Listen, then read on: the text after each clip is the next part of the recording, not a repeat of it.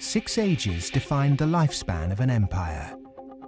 The age of pioneers, the age of conquests, the age of commerce, the age of affluence, the age of intellect, ending with bread and circuses in the age of decadence. There are common features to every age of decadence. An undisciplined, overextended military, the conspicuous display of wealth, a massive disparity between rich and poor, a desire to live off a bloated state, and an obsession with sex.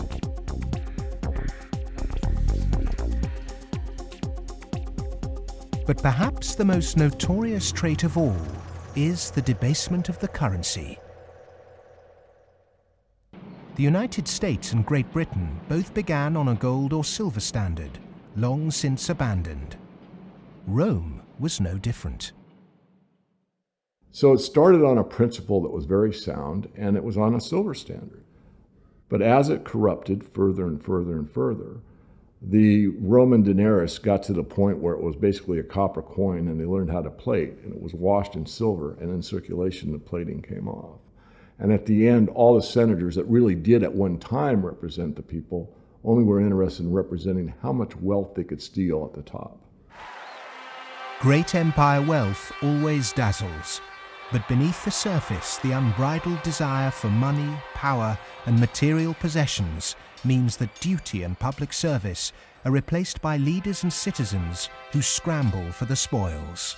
Historically, all the signs of the demise of empire are beginning to develop. Some are more trenchant than others.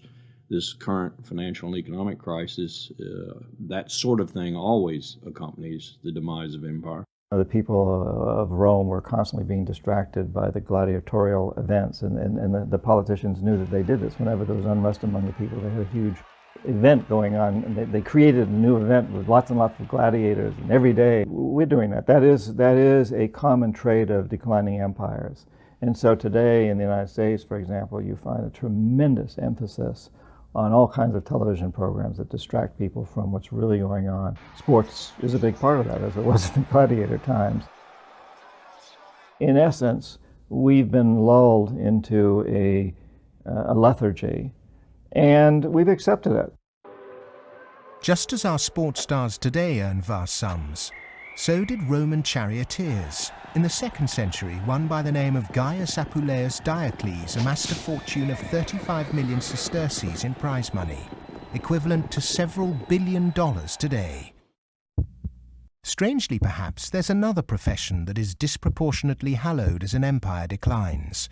The Romans, the Ottomans, and the Spanish all made celebrities of their chefs. And this again is typifying the end of an empire, where things were so great, we have this last oomph of momentum that we used to be great, and we felt great, and we don't feel it anymore. So everyone is out searching for it. Well, maybe it's in the best food, or the best clothes, or the best music, or the best movies, or a reality TV show, or another magazine. But you can never get enough of what you don't need. What you need is a strong moral conviction that is pervasive throughout the society, and integrity reigns. There's a vast apathy. There's a vast amoralism, even a political nature to it. That is to say, there are vast numbers of people who don't give a damn. And so there's this natural, I suppose, entropy. Any living organism, which an empire is, of course, over time dies. Question is, how does it die? Does it die in a violent cascade of events, or does it die over a long period of time? The baby boomer generation were born into this age of decadence. Perhaps unwittingly, they've broken the unspoken intergenerational contract. Through unfettered consumerism, spiraling house prices, and a desire for eternal youth, the baby boomers have squandered future generations' inheritance. My generation, the generation right after my generation, I think we forgot that little phrase in the preamble to our Constitution, which says, "and our posterity." All of a sudden, it became us, period. The baby boom generation, which I'm a part of, has gone and done the biggest misallocation of capital in the history of mankind. We have had cheap oil, or cheap energy is a better way to phrase it. We've had an abundance of ideas, and we have chosen a system and perpetuated it that is probably one of the worst ways to use the blessings that were bestowed upon us. And we are going to pay a price for that.